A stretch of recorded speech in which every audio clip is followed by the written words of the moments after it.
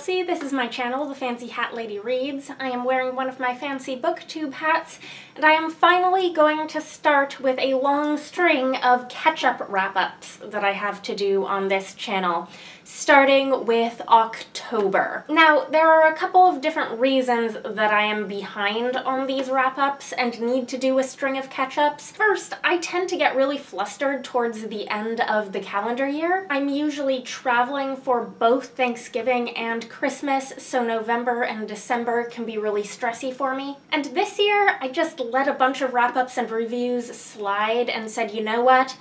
I'll take a breath and I'll catch up on everything in January. That was a bad move, because, as it turns out, crappy things happened in January. Some of you, if you follow me on Twitter, may know what's been happening in my life, but if you don't, basically what happened was that my mother, who had not been feeling particularly well around Christmas, received a cancer diagnosis at New Year's, and she passed away in early February. So I have been, while not actually on a booktube hiatus, I have not been making regular content like I usually do. And certainly I've not been sitting down to do in-depth wrap-ups and reviews. So now it is March already, and I have this really daunting task ahead of me of wrapping up all of the books I've read from October 2018 until now. So I do not in any way promise the level of detail that I usually give you with my wrap-ups. I do not promise that the details that I think I remember about these books are going to be 100% accurate. But I finished 9 books in October, and so today I'm going to try to chug through them and tell you at least something about each of them, what I thought of them, and why I gave them the rating that I did. So the first book I finished in October was actually a buddy read during the month of September. This is The Book of Three by Lloyd Alexander, which is the first book in the Prydain Chronicles, which is, I think, a 5-book series of kind of classic middle-grade epic fantasy. This was published in 1964 originally, and I had planned to buddy read this entire series with Reija from the Book Finch.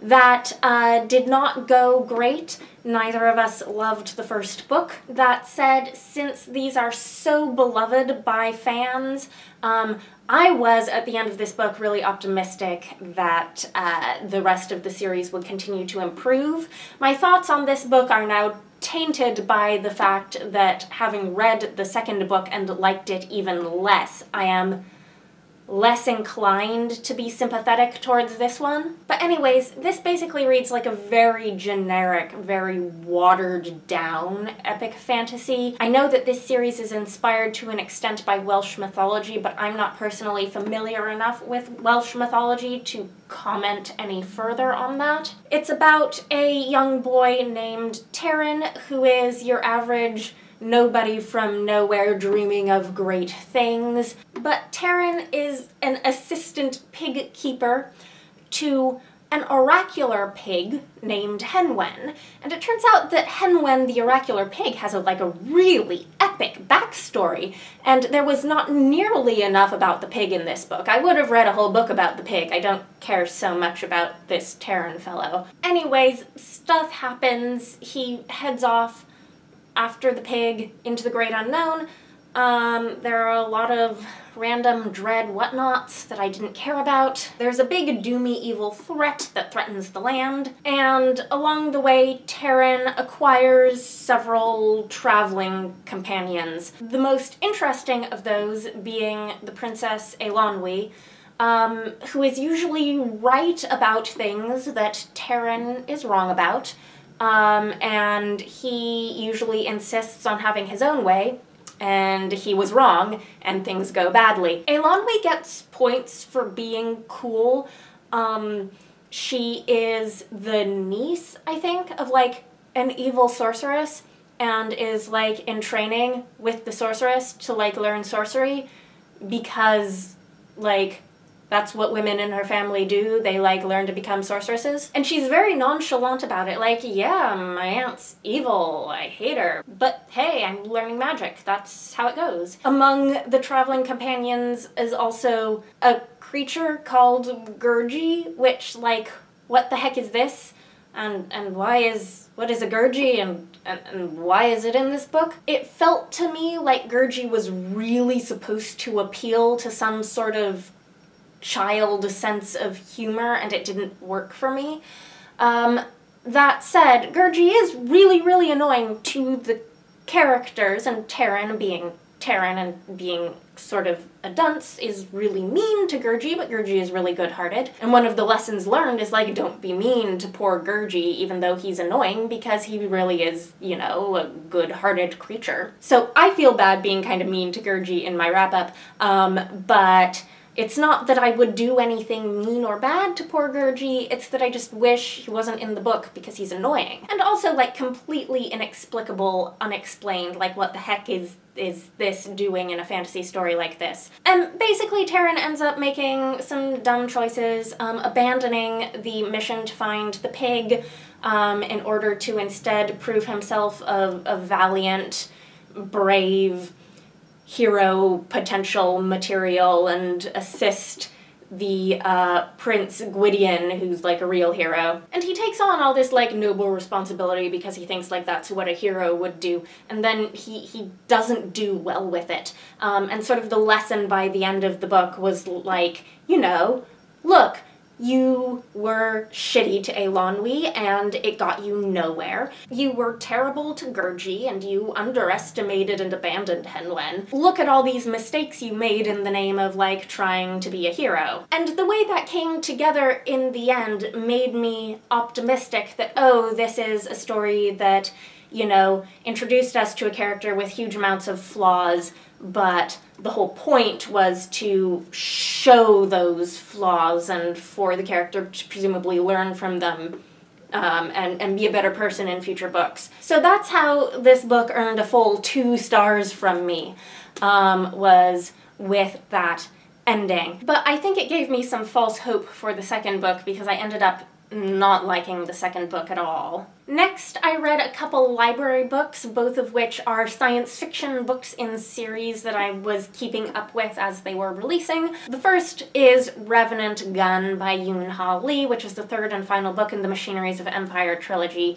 which is some sort of bizarro military sci-fi. I rarely read or enjoy military sci-fi, but this series had enough buzz that I eventually started reading them, and I did enjoy them. I think they are meaty and they give you a lot to think on. I feel like I've discussed and rehashed the premise of these books, both when I wrapped up the first book, Nine Fox Gambit, and again when I wrapped up the second book, which was Raven Stratagem. That's what it was. So I'm not going to go over a whole premise of the series again because it is very complicated, but basically, if you're following this series, the 3rd book takes place a number of years after the end of the 2nd book.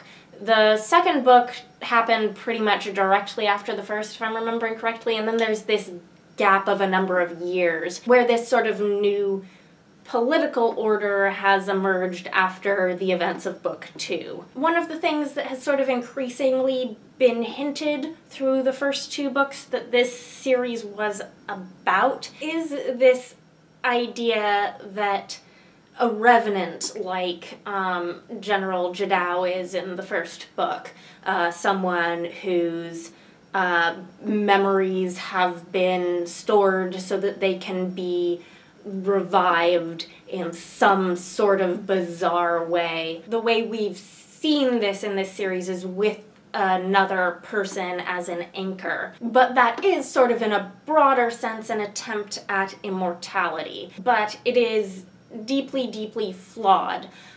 So what you have in this book are several different examples of Revenant technology, and they're all very weird. Basically, the main big thing in this book is that there are 2 versions of the same character who have been revived with different sets of memories. And they are serving opposing causes.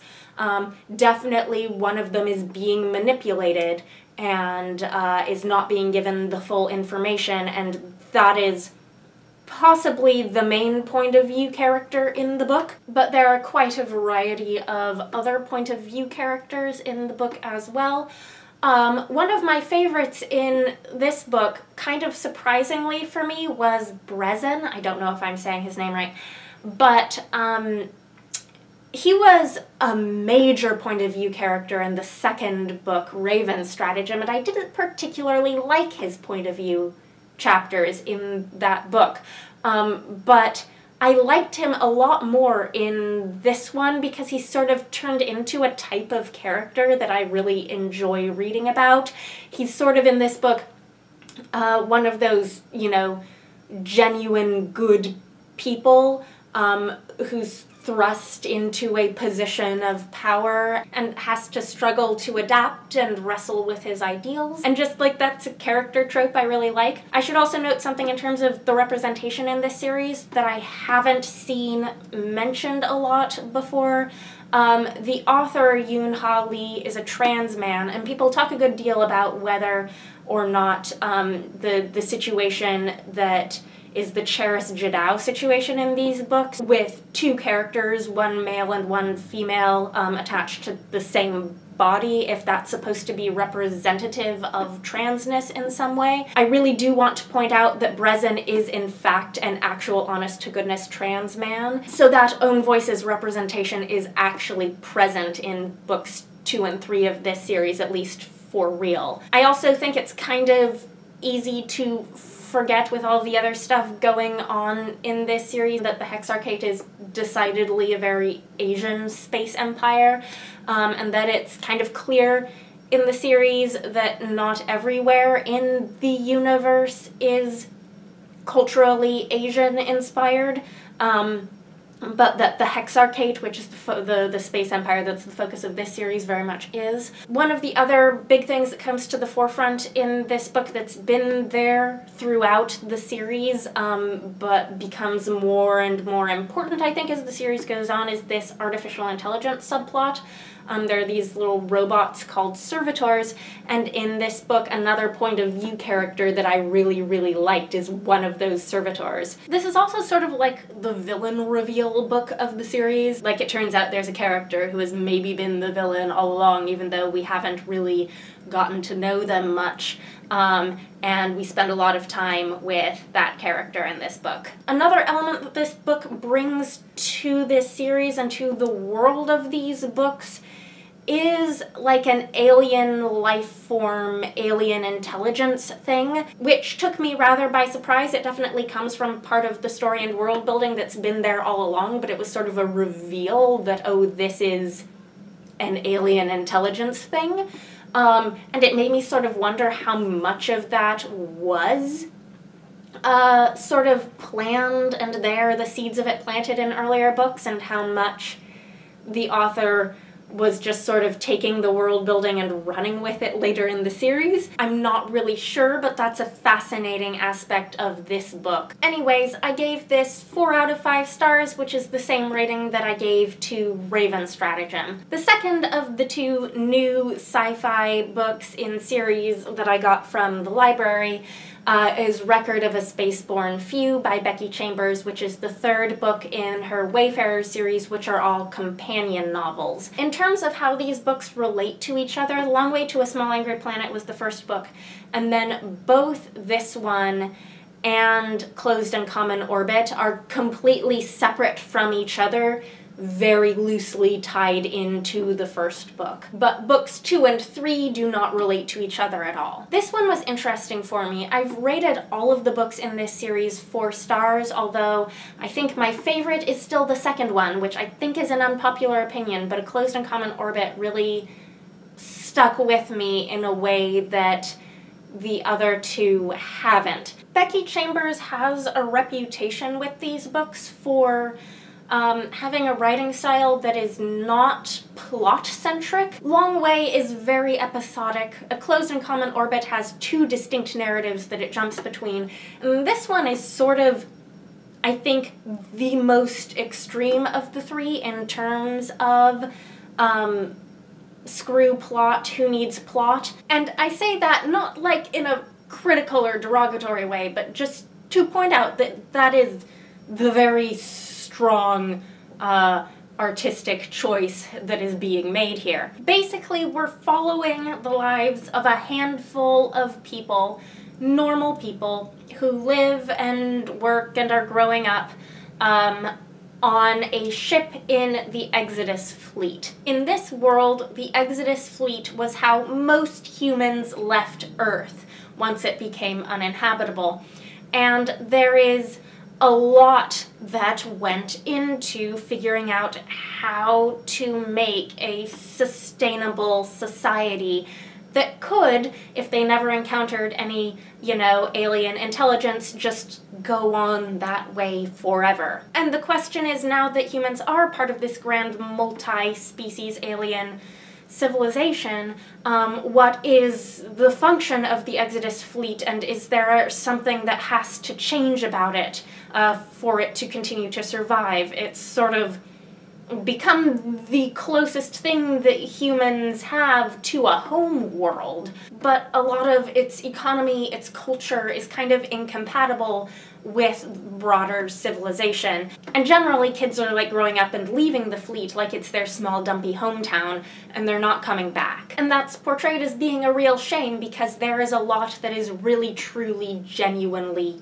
good about the Exodus fleet, and that's where the sort of perpetual optimism of Becky Chambers' work shows through, is that she's portrayed this scenario in which humanity really learns from a lot of its errors and creates this really equitable society that is sustainable, where everyone is provided for, there is no poverty. And so in many ways it is the ideal dream society from the perspective of a world or a society where there is a lot of economic disparity, where there's a lot of things that are broken and wrong and a lot of people who get hurt. I would say there's also a good deal more tragedy that is central to this book than the previous two books in the series. It was in many ways a very sad book for me. It starts out with this massive scale tragedy that occurs some time before the main events of the book. And one of the few distinct real things that I thought could have been better about this book is I thought that setup, that opening, the introduction of this catastrophe that happened was underutilized later in the story. It's how we're introduced to a lot of the different characters, and it's obviously sort of this background thing that happened in the recent history of the fleet. But the way it was presented at the beginning made me think that this was going to be like a huge emotional center of the book, and it just wasn't. But for maybe about the first 2/3 of the book thereafter, we're following this set of characters, their lives, their lines of work, their questions and doubts about the future. There's one character who's the sister of one of the characters from The Long Way to a Small Angry Planet, but she's a mother and we're following both her home life and her work life. There's a character who's like an archivist, and her story is a lot about like remembering history and the past and how we came here and how important that is in the Exodus fleet. There's a character who's a caretaker for the dead, basically like a space mortician. And she's very important because the book does end up being quite a bit about death and what we do with the dead. Of course, in the Exodus fleet's original design, the bodies of the dead would need to be repurposed because you couldn't just get rid of them. And that's become a huge part of the culture of the fleet. There's a teenager who's kind of discontented with the sort of life options that he sees are available to him in the fleet, and he wants to leave. There's another young man who comes from a place where things are really, really bad, and he sort of sees the fleet as this, you know, this ancestral place and also this dream of a good life. And you've also got this outside perspective who's not a main point of view character, but you get these little chunks from this alien academic who's visiting the fleet and writing about how fascinating the human culture is. And this alien is like an internet friend of the archivist. And there's this sort of meeting your internet friends in person and, oh gosh, they're aliens, what do I do now? Thing going on. But the archivist is basically serving as the alien's hostess throughout the book, and then we get these snippets of what the alien scholar is writing for those who are following her adventures. And so these storylines, like, occasionally they cross wires with one another just a little bit, but mostly they're completely independent storylines, and they're not really plot-driven storylines either, until something happens in one of those storylines that affects all of them. And it doesn't necessarily bring them together. I don't feel like all of the storylines converge by the end. That's not the sort of book this is. But it's certainly something where this tragic event that occurs changes all of these people and how they think about their home, the Exodus fleet, and sort of changes for some of them to a greater or lesser extent the course of their lives. This book did have me a little teary by the end, so it definitely has some of that sadness, but I did end up really enjoying it. I was uncertain for a while because I didn't know where it was going. I didn't see what was going to pull all of the threads of this together. I think it worked. It's still not my favorite in the series, but I did give it 4 stars. Next is a book that I've done a more in-depth video on, so I'm not going to talk a ton about it here, and that's The Sisters of the Winter Wood by Rena Rossner. This is a fairy tale-ish historical fantasy novel about Jewish culture set in Eastern Europe. I would say if you're looking for a this meets that sort of catchphrase for this book, I would say it's The Bear and the Nightingale meets Fiddler on the Roof. It's ostensibly a loose Goblin Market retelling, although there are a lot of fantasy elements that feel rather fairy tale-ish that don't come from that story at all. So the video that I did on this was a sort of discussion where I compared and contrasted it with a book that I thought had a lot of similar themes and ideas, that being Blanca y Roja by Anna Marie McLemore. They're both very much about sisters and the role of sisterhood in fairy tales. They've both got a sort of good girl, bad girl dichotomy going on that is sort of dismantled. Specifically, and I'm not sure how well I articulated it about this book in that video, in this one there's one of the sisters who very much passes as non-Jewish and gets sort of tempted by, in this book, the goblins of the Goblin Market are spreading essentially hatred and anti-Semitism. And she sort of gets tempted by that rhetoric of, oh, you're nothing like the other bad Jews. And so that's a sort of interesting discussion in this book, and I wanted to mention that because I was rewatching that earlier video and I thought, oh, I was trying to say that and I didn't quite say that that was what was happening in this book, whereas there's a very similar thing going on in Blanca y Roja where one of the two sisters, they are Latina, and one of them is perceived as being the good girl because she passes for white. In the end, in that video, I said that I thought I liked Blanca y Roja better than this one. I think it's, in general, just the writing in this book that was not as strong as I had hoped, but it still sort of ticks a lot of my boxes for me in terms of things that I enjoy in a book. I really like historical fantasy. I really like things that are based on fairy tales. So this is something that I don't necessarily think is great, but I still enjoyed it. I gave it 4 stars. You can go watch that other video. I will link it. The next book that I finished was one that I had started reading like way back in June, and it was just a very slow bit-by-bit read for me. and that is The Turnip Princess and Other Newly Discovered Fairy Tales by Franz Xaver von Schönwerth. This is a book that ended up for me having more academic value than enjoyment value. There's a lot of these stories, they're very, very short and they started to feel very repetitive, which is why I read them over such a long period of time, but that also means that I read most of these long enough ago that I'm really not able to talk about them in any detail. So basically what this is this guy was a contemporary of the Grimms in Germany in like the 19th century, collecting folk tales, but a lot of these collected folk tales of his were lost and then rediscovered in like the 2000s. And so this edition is translated with an introduction by Maria Tater, and I would say it's definitely organized for more scholarly research and reading than for pleasure. The order of the stories, they are collected into sort of sections. So part 1 is Tales of Magic and Romance, part 2 is Enchanted Animals, part 3 is Otherworldly Creatures, part 4 is Legends, part 5 is Tall Tales and Anecdotes, and part 6 is Tales About Nature.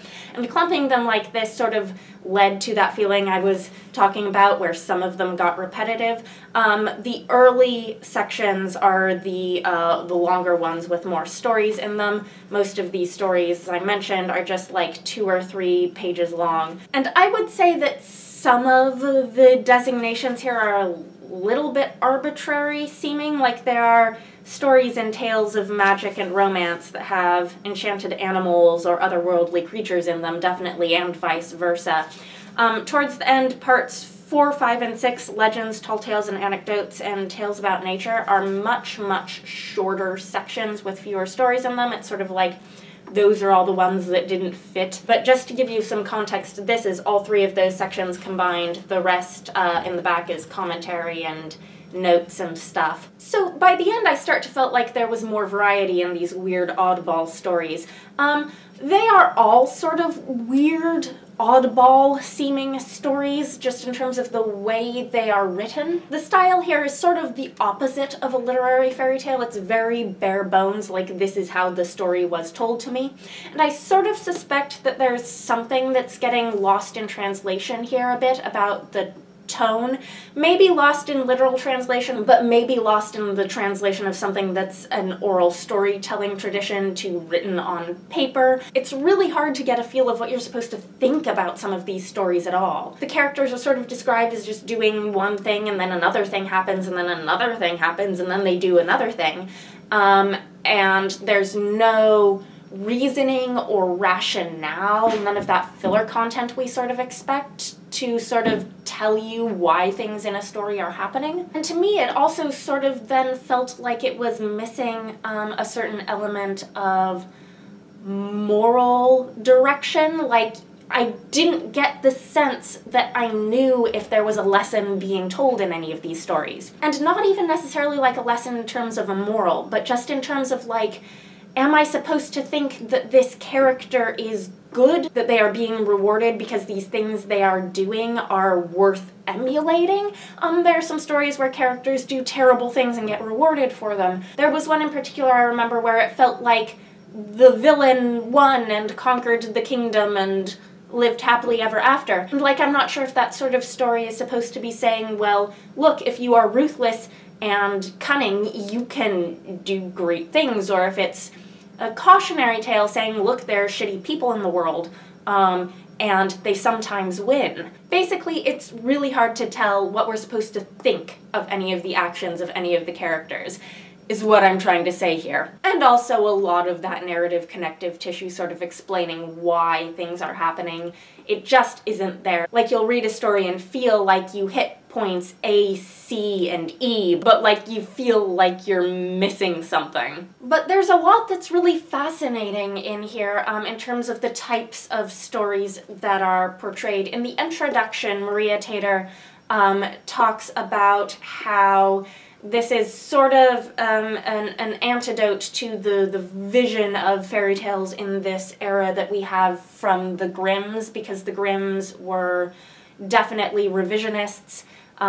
They were very selective in which fairy tales they included in their collections in the first place, and the Grimm's representation of the folklore tradition is definitely incomplete and inaccurate in some ways, and that these stories provide a much less tampered with snapshot, and that's why they are of such great academic value for folklore scholars. One of the things she points out, for example, is that the Grimms seemed really not to like stories about boys and young men who are put in, like, challenging situations that they have to overcome. Like with wicked stepmothers and sibling rivalry and such, that's very much the domain of female heroines in the Grimm's stories.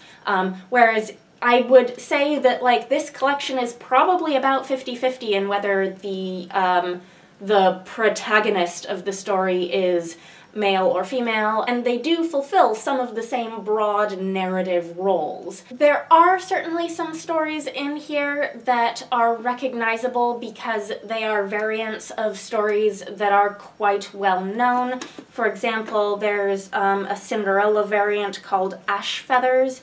I enjoy the idea of a Cinderella character being called Ash Feathers, but it's a rather bizarre version of the story that doesn't make a lot of sense. Also, something like Seven with One Blow is obviously the brave little tailor. There are, I think, a few more of those. I remember when I was reading this being particularly charmed that there is a story called Prince Dung Beetle, and it's actually a rather charming story.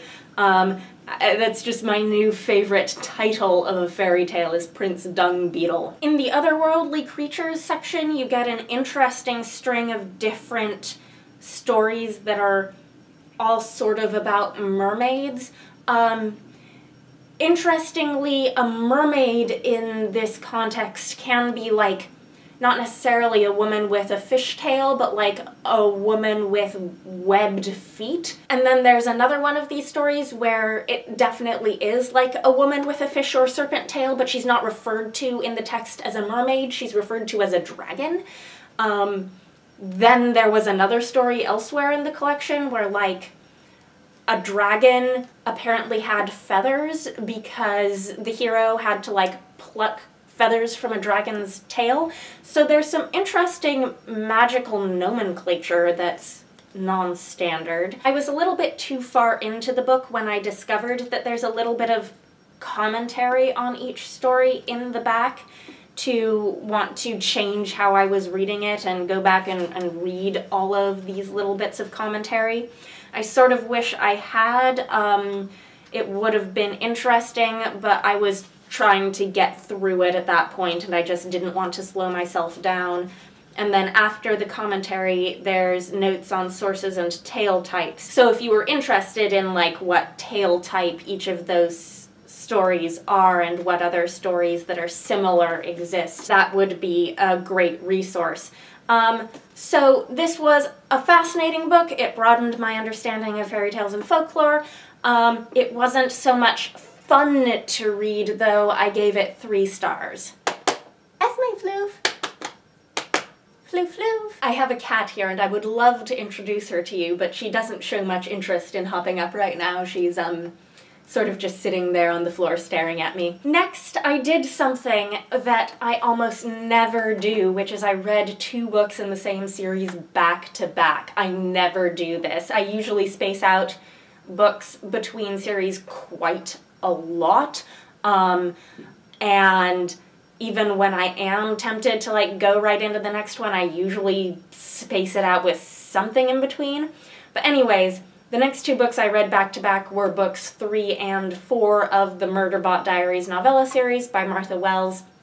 So first, Rogue Protocol. I got this one from the library, I think, and this is a book that I'm sort of thinking of differently with some space than I was thinking of it at the time, because at the time I remember thinking that this seemed like the weakest installment of the series to me, but in retrospect, having finished the final book, and had some time away, I remember this episode of Murderbot's story quite fondly. Basically, like the second book, this is another story where Murderbot, for personal reasons, ends up sort of taking on another job that ends up kind of going badly and having to sort of be the unwitting hero who protects a whole nother bunch of humans. And the formula felt a little repetitive in this one for me, without some of the things that made Artificial Condition in particular so charming. The whole sort of beginning portion that shows us how Murderbot gets into this situation, and sort of setup part of the book was not as fun for me as the equivalent part of Artificial Condition was, because in that portion of Artificial Condition you had like Murderbot and Art being snarky at each other, and it was very entertaining, and there was nothing like that in the early portions of this book. But what this book does do very well is launch into Book 4. It ends sort of on a bit of a cliffhanger, where I absolutely needed to start reading Exit Strategy, which I had on hand. And this was just all of the things that I wanted it to be. I gave Rogue Protocol 4 out of 5 stars, which was the same rating that I gave the first 2 books, and I gave this one 5 stars because this was sort of what I had been waiting for, where Murderbot reunites with some of the characters from Book 1, and in that context you can sort of see how much Murderbot has grown and changed and developed as a character, and it was very emotional. As with the other books in the series, this one definitely had a very exciting action story. This one is specifically a rescue mission, and it just hit those sort of epic peak Murderbot feels for me exactly how I wanted it to. This was a great end to the novella series. There is going to be a Murderbot novel coming out in 2020, and I cannot wait, because while this ended this story arc for Murderbot wonderfully, there's definitely the suggestion that there could be a whole lot more exciting things in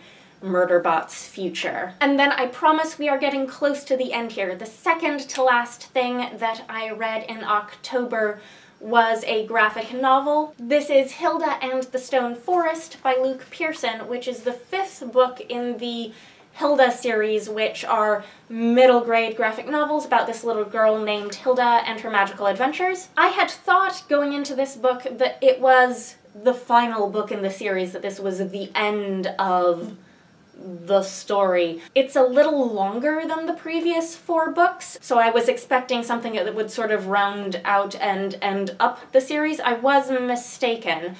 This is as far as we have books published so far, but apparently there is going to be more. But in the beginning of the book, if I recall correctly, what's going on is that Hilda and her mother are having a bit of a fight. Hilda keeps having these magical adventures, and she keeps telling her mom that, oh, she's just going for a walk with Twig. And Hilda's mother is getting tired of her daughter showing up hours later, having obviously been through something extreme. She's a normal mother, she's concerned about her daughter, etc., etc. But in this book, Hilda and her mother end up together on an adventure. They get magically transported to the inside of a mountain full of trolls. They have to find a way out and back to the city, and it's very much a mother-daughter story about their relationship. So then the loop that this threw me on, because I thought this was like the end to the series, each of the books in the series up until now has been very episodic, has sort of wrapped up its own story arc within the book. And then this one ends on a cliffhanger, which none of the other books have done, and it absolutely shocked me. So it turns out, yes, it's been several years, but there's another book in the works that's going to be called, I think, Hilda and the Mountain King. I don't know if there's a release date yet. The information that I was seeing when I looked months ago was clearly incorrect and unsubstantiated. I don't know if there have been updates since then. I haven't looked. But I will tell you, if you are following news about the animated TV adaptation of this series that's on Netflix. Season 1 of the Netflix show covers books 1 through 4 with a bunch of added material interspersed therein. And then this book, and presumably whatever comes after it, will be part of season 2 of the Netflix series. I gave this book 4 stars, just like I have every other book in this series. They are just so cute, and I really like them. And I especially really like the relationship between Hilda and her mother. And then the last book that I finished in the month of October, appropriately timed, was my Halloween read and my Halloween review. I did put up this review right at the end of the month for Halloween. So I have a review of this book already. It is Toil and Trouble, 15 Tales of Women and Witchcraft, which is a YA witch anthology edited by Tess Sharpe and Jessica Spotswood. I had a digital arc of this from NetGalley. I will link my review. And I'm not going to talk about it much here because mostly I thought this was a mediocre collection.